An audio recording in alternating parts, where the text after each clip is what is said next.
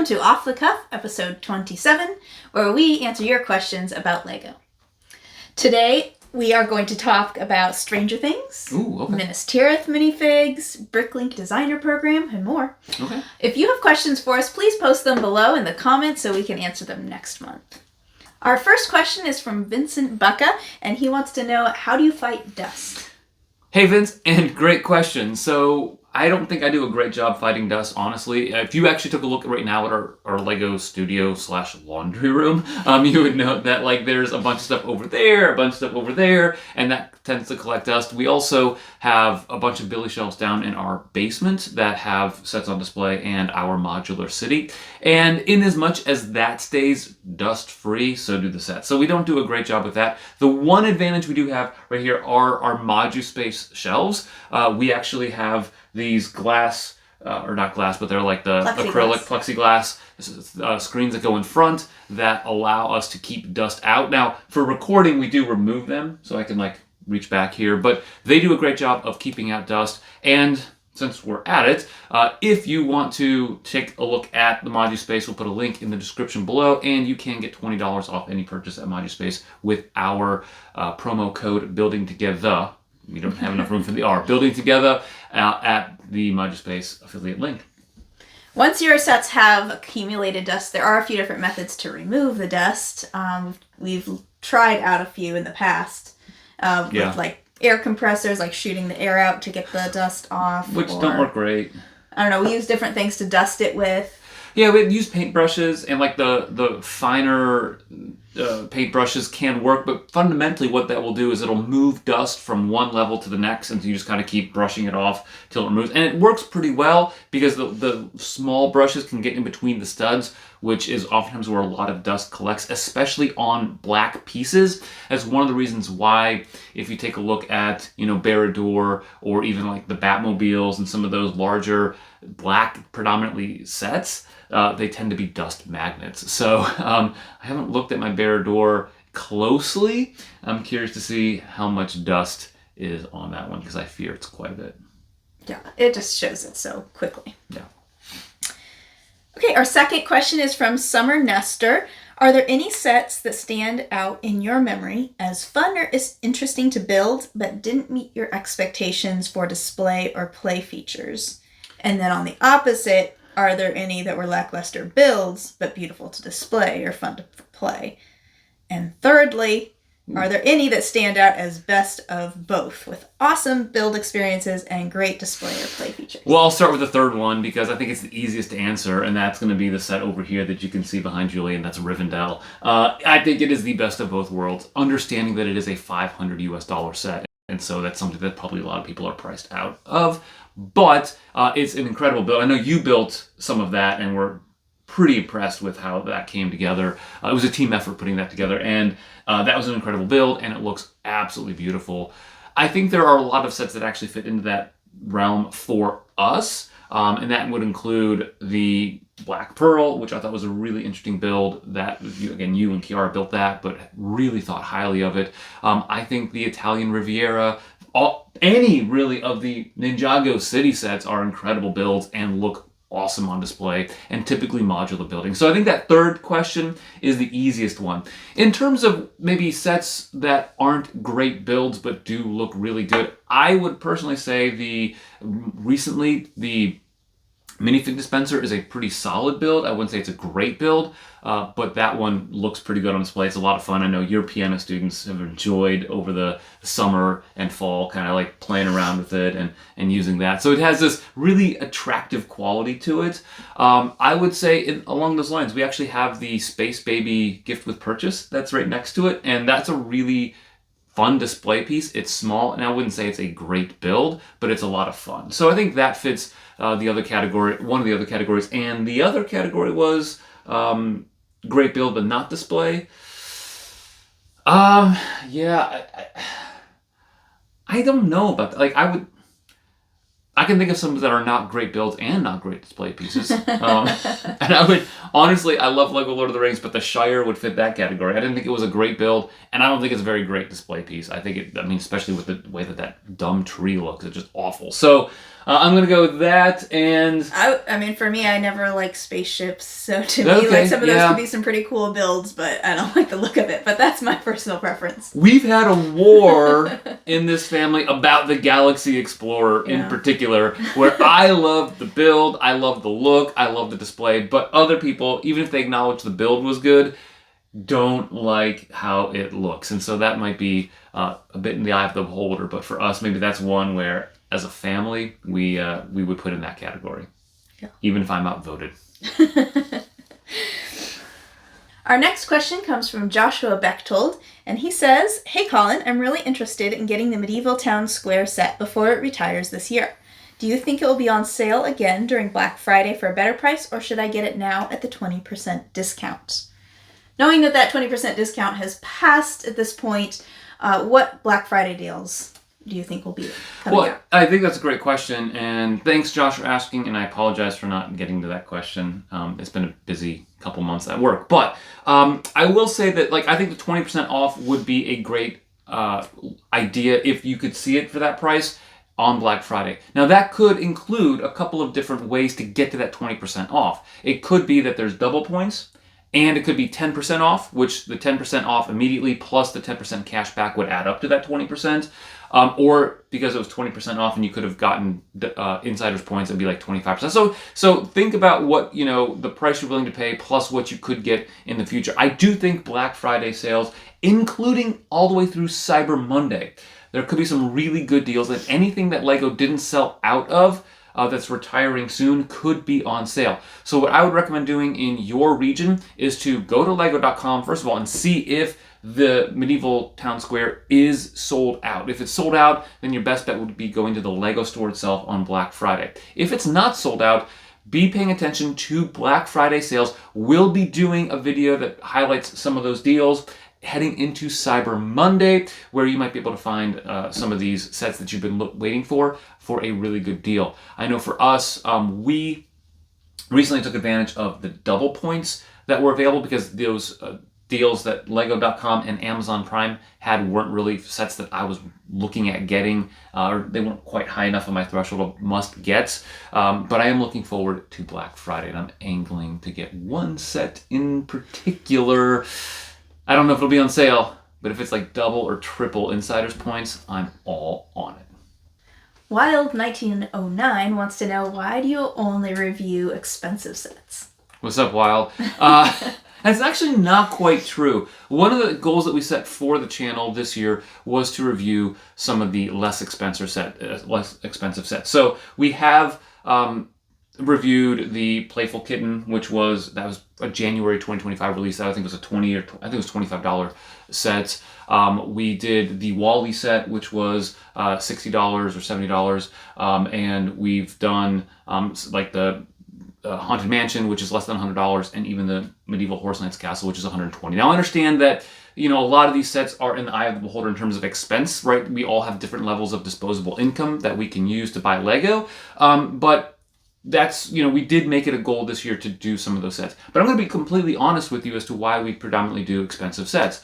And it has a lot to do with how many views those reviews get versus the less expensive sets. If you go back and take a look at our Playful Kitten review, I think within the first week or two, it had something like 3,000 views. And if you take a look at the immediate revenue that brings in, it's going to be in the ballpark of, because it's a short review, maybe $12 to $15. But it doesn't really add a lot of additional traffic to our channel, nor does it add a lot of subscribers. So I want to continue to build the channel so that we can review some of those smaller sets, because I think it's good to have some of those reviews out there. But because they're more accessible to the general public, it's easier for them to buy it, and there are a lot of other people out there that are reviewing it. So typically people tend to look for more information about the expensive sets because they want to be fully informed before they make such a big expenditure. Again, the hope is that we can continue to grow our channel and we can buy some of the smaller sets that we really like so that we can, get those reviews out to people and still recoup a little bit of that money, not just a decent percentage, but drive traffic to our channel and increase subscribers and views. I mean, it is an economics question in addition to just the kind of sets that we like. Yeah, I mean, it seems to me, too, like, for better or for worse, the more expensive sets kind of grab our attention. Like, oh, that's really cool. Yeah. That you can't quite achieve with fewer pieces. And so the ones that we're really excited about getting do tend to be the more expensive ones. Yeah, and if you take a look at, not that you can, but I can tell you, because I love data, if you look at the breakdown of age for people who watch our videos, they do tend to be not just adults, but they tend to be, in that 35 and above crowd. And so those are people that have more disposable income who are looking to get information about some of the more expensive sets. So, again, as the channel grows, I do hope to continue to add some of the smaller sets to our repertoire, just because I like a lot of those sets. I think they're good. One of my favorite sets, honestly, of all time was one of the Indiana Jones sets. It was the Lost Tomb. It was a $20 set, and I thought it was not only just a fun build, but it did a great job of depicting that scene from the movie where they're from the Raiders of the Lost Ark, where they're down in the tomb, and like it has the pillars, and I thought it was just an incredibly well done set. So I think that I'd like to do more of those. There are small sets that catch my eye, but just to add one more element to this, I will also add that a lot of those sets are available for sale within a short amount of time after they are released. And so if I really want to get those sets, it actually makes more sense to get it 15-20% off and not do a review, given that fewer people will watch a review of a small set 6 months after it releases than right when it releases. Mm-hmm. So it's definitely something I spend a lot of time thinking about, probably too much time, and it is kind of the way it is right now. Our next questions are about the BrickLink Designer Program. Our first one dips a little bit into it, but starting with the Jazz Club. If you could only get one, would you recommend the Jazz Club or the BDP Art Factory? Yeah, so I was wondering why the Jazz Club was in here. Julia puts all the sets out that we're going to be talking about, and again, off the cuff, I don't really know what the questions are because she handles those. So let me just kind of zoom out with that question, right? Would I get the Jazz Club or any sort of BrickLink Designer Program pseudo-modular? I say the word pseudo-modular because none of the current BrickLink Designer Program set options are going to be fully modular compatible. So that means that you're going to have to make modifications if you want to incorporate that fully into a modular city. You can, of course, do anything you want to incorporate it into the city as like a special piece, as part of like a square, or maybe, kind of its own park-like surrounding. And there are different ways to do it without making modifications to the set. But if you're just having a street, that set in there with your other modular buildings right up next to it, you're going to have to make modifications to it. So because of that, I tend to side with the official modular buildings in terms of which one I would recommend getting. On the other hand, I do think that some of these BrickLink Designer Program series sets that are modular-like, or the pseudo-modulars, are fantastic. And there's one coming up, and I believe it is Series 8, so I think that's going to be available for pre-sale like in a year. But it's this university, and it just looks incredible. And it's not fully modular compatible, but I think it's something that you could modify to make it modular compatible. And so that's kind of the way I think about these style sets in the BrickLink Designer Program series. And I know there were a number of those that we could vote for in the BrickLink Designer Program Series 9 options that the voting just closed, and they're going to be announcing next month as to the 5 options we'll have for the BrickLink Designer Program Series 9. Yeah, speaking of Series 9, we actually have a question about Series 9. Oh, okay. So a little background. As Colin said, the BrickLink Designer Program chooses 5 sets to sell. And in Series 9, we had 436 designs to vote on. Yeah. I voted on every single one of them. All right, so voting did close on October 17th, like he said. Grievous444 wants to know, what are your top 5 Love It sets for the BDP Series 9? Now, this is off the cuff, so 436 sets is kind of a lot to remember. So I'm giving Colin a little help here. Off the cuff is, as you know, not scripted or planned ahead on Colin's part. So he didn't know this ahead of time. So what I have done is I have pulled his BDP Series 9 voting records. We're publicizing my votes now.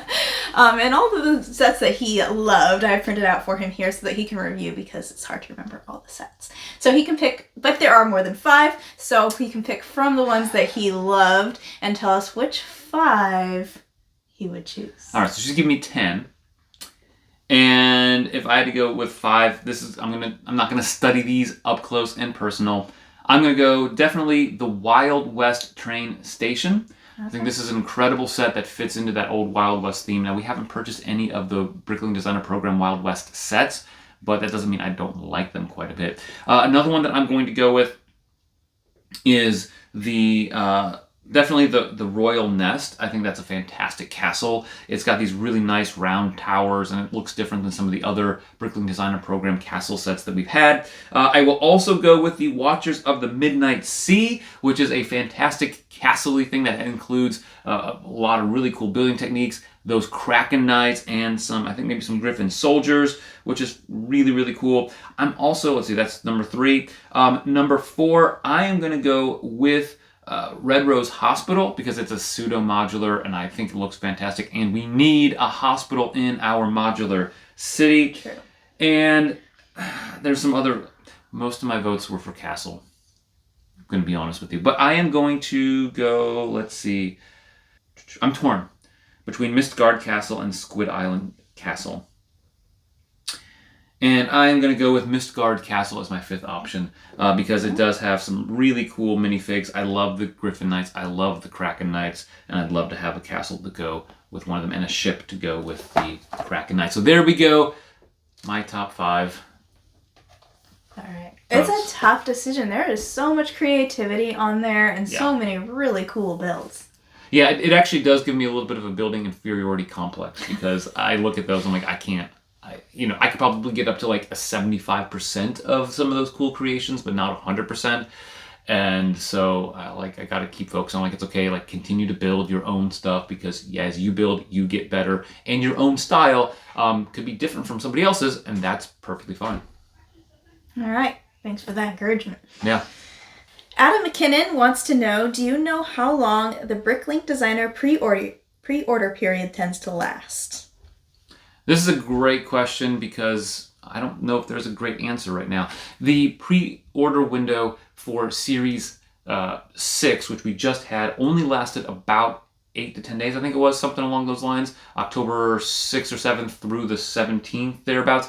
And LEGO did this on purpose. So what they told us, and by us, I mean they put on their website. They're not telling me anything special. I don't have any exclusive info from LEGO. But what they communicated was that most purchases happen on day 1 and the last day. So they have all these different series and they have all the data from them. And so in the past, it might last a month. And the earlier series, before they upped the production quotas, a lot of them sold out within a matter of a couple of hours, right? So that window has changed over time. But I think moving forward, it wouldn't shock me if you had about 7 to 10 days with which to make your pre-order. And that would be for Series 7 coming up in, I believe, February, Series 8 in June, and Series 9 in October. Okay. All right, one last question about the BrickLink Designer Program. And this is from, okay, I'm sorry, I'm probably going to butcher your name. Apologize. I really don't know how this is pronounced. Eofe Quercus says, I ordered the Outlaw Forest Den. Why are we not seeing the number of orders? It has been fascinating to watch the progress in the past. This feels less exciting. It totally is less exciting. I get it. So if you don't know, on the BrickLink Designer Program, when you go to the BrickLink website and you click on that series that is currently open for pre-order, you could see a status bar for whether a set had reached the funding status and it needed 3,000 sales pre-orders to be funded, meaning that they would actually get produced, all the way up to the maximum amount. Now what happened in Series 5 was that Adventures in Transylvania was so popular, so in demand, that LEGO made a shift to their production strategy. What they decided to do was make it more dynamic, meaning that if we have 150,000 slots for these 5 sets, we can start off at 30,000 per, but as one gets more sales and others get fewer sales, we can take the sales for this lower pre-ordered set and bump them to another one. the Adventures in Transylvania Castle being the most in-demand BrickLink Designer Program series ever, sucked up a lot of that excess production slots. Now, as you can imagine, that as LEGO's doing this, that it's really hard to figure out what that total number of slots is for a particular set. If it's going down, then it could go up, then it could go down, and as that might shrink and another one increases, it's going to be odd to take a look at in terms of the data. So that's one thing that they did. So what some people did was they actually scraped some data throughout the BrickLink Designer Program Series 6 pre-order window to determine how many of a particular set had been sold. I haven't seen the final numbers on that, so I'm not going to comment on that, but the Outlaw Forest Den was the most popular one. And so I think that's why they're not giving us the status bar. I love the status bar. I love to see as things were getting close to being sold out, but with a dynamic production model where you have 150,000 total, I think it does make sense, at least from an individual set standpoint, to not have the status bar, as much as I like them, but I would love to see an overall status bar for 150,000 total slots to see how that bar progresses, especially since LEGO pretty much took the bars away and they all had been funded. So maybe that's, we got like a little bit of an early window of the status bar until each set was funded, and then that bar went away. LEGO Stranger Things has something on the horizon. What can you tell us about it? I'm a big fan of Stranger Things. I have not seen season 4 yet, and I know season 5 is upcoming, but one of the sets that's on my ideal dream wish list, right, is the Upside Down set that came out a number of years ago. Didn't have the money to get it back then. Not saying I have the money now to get it, otherwise I'd maybe look into finding a good deal on it, but one that I missed out on, and according to rumors, we are getting a Stranger Things set, I think in January 2026, that is going to be based off of season 5. So I have not seen that yet, of course. I think the trailer's out there. You can check that out. But you definitely can anticipate getting another Stranger Things set, in addition to the BrickHeads that we got this year, which I don't view the BrickHeads. I mean, I like BrickHeads. I have a couple of the Lord of the Rings ones, but I don't view those as like official sets. They don't come with the minifigs. They're not depicting some of the actual like stuff that goes on in the show. But I'm curious to see what that's going to be. I know there's a lot of speculation as to what it could be, and seeing as I have not seen even season 4 yet, I'm not going to speculate on season 5. But rumor is that we're getting 13 minifigs in that set, which would be a great total for Stranger Things. So I'm excited for that. I need to catch up on the series. We recently got Netflix back, so I think I'm going to be watching that heading into the new year. All right. Okay, and finally, what new information do we have about the Minas Tirith minifigs? Oh, I'm so excited for Minas Tirith. I love Lord of the Rings, and I was very disappointed, not just with the Shire, but also the Balrog versus Gandalf book nook. I don't think it was really well executed. You can check out our review of both of those sets up here somewhere, like right there. But the rumor is that we are getting at least like 8 or 9 minifigs. I don't know what the total is going to be, but included in those minifigs are Gandalf the White, which we've received before, and King Aragorn, so he's going to be in his Gondorian armor. Those 2 minifigs have been released before in the Battle for the Black Gate, which was like 12, 13 years ago. Great set. But what's really fascinating, I think fans are really excited for, is that we are getting Denethor, which we never received when Lord of the Rings was in production before, Faramir as well, so that's going to be a new minifig. We've never received Faramir before, and so I'm excited for that, as well as 3 to 4 Gondor soldiers. So we're getting some potential to get, you know, the armor and the helmets and those kinds of things. I think are going to be absolutely fascinating. So those are really cool. I think we're also getting Pippin in that one, and I don't know if that's the complete list of minifigs, but just a list of minifigs so far that are being rumored as included in that set. Now there are some rumors or speculation from fans about whether or not that set is going to be the entirety of Minas Tirith or a section of Minas Tirith. And you can certainly see that with Faramir, Denethor, Pippin, and Gandalf the White, you could expect to see the scene where Denethor tries to burn Faramir alive. You could also, because they're including King Aragorn, as well as some Gondor soldiers, you could maybe anticipate some other parts of the Minas Tirith being included in there. So I don't really know what that's going to look like, but I'm really excited to hear more about that, and I'm angling to hopefully get that set, but it could be massive, and it could be cost prohibitive. So I don't know. Could it be the second ever Lego $1,000 set? Maybe. I don't know. Look, if at some point I buy that set and then I disappear, she did it. What? All right, on that note. Yeah. Please comment down below with your questions for next month. Thanks for watching. Please subscribe if you haven't already, ring the bell for notifications, like the video, and always remember to keep building together.